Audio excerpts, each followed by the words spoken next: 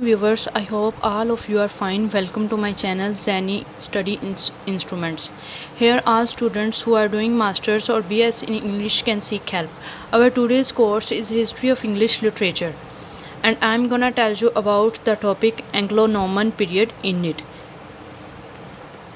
If this video is new for you, then hit like button and press subscription button and press bell icon to get notification of my new videos. Now I'm gonna start the topic. Guys, जैसा कि हमारा कल का topic Anglo section था और उसका ending 1066 में Hasting की जंग में एंग्लो सेक्सन किंग को मार दिया गया था। तो उससे अगला पीरियड एंग्लो नॉर्मन का पीरियड है जो 1066 से लेकर 1500 तक जारी रहा। नाउ एंग्लो नॉर्मन और Middle English period. The basic meaning of Normans is northern man. Normans का बुनियादी मफहूम शुमाली आदमी हैं। The Normans who were residing in Normandy France में नॉर्मन्स जो रहते थे defeated the Anglo Saxon king at the battle of Hastings. उन्होंने एंग्लो सेक्सन बादशाह को बैटल ऑफ हेस्टिंग में शिकस्त दे दी एंड कन्क्वर्ड इंग्लैंड, और इंग्लैंड को फतह दे दी। The Anglo Saxon author were then as suddenly and permanently displaced as the Anglo Saxon king and literature afterward read and written by Englishmen. Anglo Saxon author Anglo Saxon king की तरह अचानक और मुस्तकिल तौर पर अपने गढ़ों से बेघर हो गए। The literature afterward read and written by Englishman, और इसके बाद अदब अंग्रेज़ों ने पढ़ा और लिखा। No effective protest was possible by the Anglo Saxon and English thought. Anglo Saxon की तरफ से कोई मौसर एहतजाज मुमकिन ना था। And English thought for centuries to come was largely fashion in the manner of French. और सदियों से अंग्रेज़ी का ख्याल था कि वो फ्रांसीसी अंदाज में बहुत फैशनेबल है।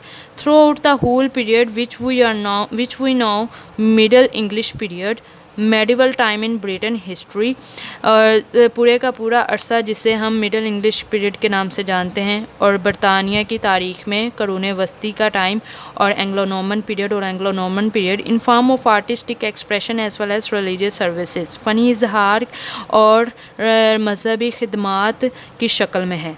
The English openly acknowledged in Latin control, लातीनी कंट्रोल में इंग्लिश का खुले दिल से एतराफ़ किया गया। The conquest affected a wholesome awakening of national life. फ़तह ने कौमी ज़िंदगी में एक पुरअसर बेदारी का असर किया। The people were suddenly inspired by a new vision of greater future. लोग एक अजीम तर मुस्तकबिल के एक नए विजन से मौसर हुए। They became United in a common hope, और ये सब एक ही उम्मीद पर इकट्ठे हो गए। In the course of Anglo Saxon lost their initial hostility to the new comers and all became part and parcel of one nation. Anglo Saxon ने आने वाले न्यू कमर्स से अपनी दुश्मनी ख़त्म कर ली, और ये सब एक ही कौम के जुज़ बन गए। Difference. The greatest difference between the two periods Anglo Saxon and Anglo Norman period. Anglo section और एंग्लो नॉर्मन पीरियड्स में सबसे बड़ा फ़र्क ये था, is marked by the disappearance of old English poetry. ये था कि पुरानी अंग्रेज़ी शायरी का गायब हो जाना। There is nothing the Anglo Norman period like Beowulf और fall of the angels. Anglo Norman period में कुछ भी नहीं था जैसा कि बुफल और फॉल ऑफ एंजल्स थे। Anglo Saxon comes to perfection. Anglo Saxon कमाल पर आता and then it dies away, और साथ ही मर जाता या दफन हो जाता है। It seems that Anglo Saxon poetry grows to reach maturity. ऐसा लगता था कि एंग्लो सेक्सन पोइट्री अजीम और अमीराना पुरअसर पुख्तगी पर आती है एंड देन डिसअपीयर्स, और फिर गायब हो जाती है। As with the new forms of language, जैसा कि नई लैंग्वेज की नई फॉर्म्स के साथ हुआ था। So the poetry of Anglo Norman period has nothing in common the Anglo Saxon poetry. Pass Anglo Norman period की शायरी में कुछ भी ऐसा नहीं था जैसा कि एंग्लो सेक्सन पोइट्री में था। The romance, the most particular form of literature during the Middle English period was romance. Middle English period के अदब की सबसे ख़ास किस्म रोमांस थी। रोमांस थी। These romances were are notable for their stories rather than their poetry, और ये रोमांस अपनी शायरी की बजाय अपनी कहानियों से काबिल ज़िक्र थे। These romances were mostly borrowed, और ये रोमांस उधार लिए जाते थे ज़्यादातर from Latin and French sources, लातीनी और फ्रेंच सोर्सेज से ज़राए से। They deal with the stories of King Arthur, the war of Troy and of Alexander the Great. ये बादशाह ऑथर की कहानियों से और ट्रोय की जंग से और सिकंदर आज़म के कारनामों से निपटे। The miracle plays in the Middle English period, miracle plays became very popular. Middle English period में मोजज़ाती ड्रामे या कहानियाँ बहुत मशहूर थे। From the growth and development, Bible story scene by scene carry to its conclusion and deal on the final judgement. ऐसे ड्रामे या ऐसे कहानियाँ मिरेकल प्लेस कहलाते थे। William Langland, one of the greatest poets of Middle Age was William Langland, और middle age के यानी कि अजीम तर पोइट्स में से, शायरों में से विलियम लैंगलैंड भी एक थे।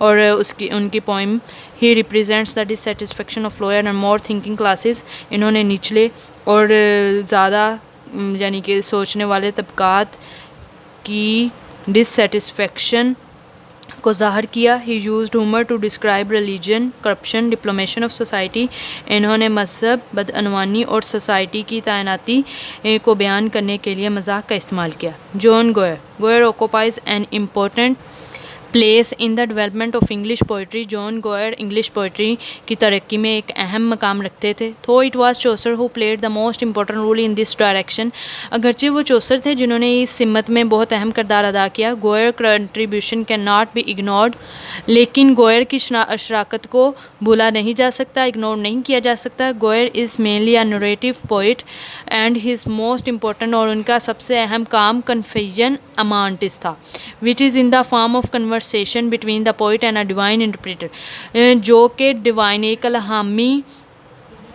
इंटरप्रेटर और शायर के दरमियान एक मकालमे की शक्ल में था। ही रोट मोरालिटी प्लेस, इन्होंने मोरालिटी प्लेस लिखे।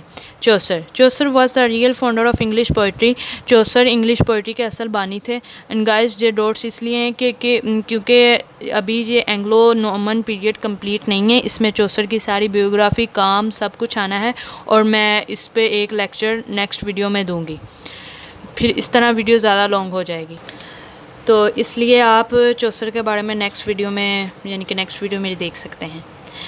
And now if this video is new for you, then hit button and press subscribe button and press bell icon to get notification of my new videos. Thanks for watching my videos and thanks a lot जिन्होंने मेरे channel पर subscribe किया है और like की है मेरी video, और थैंक्स। अल्लाह हाफिज़।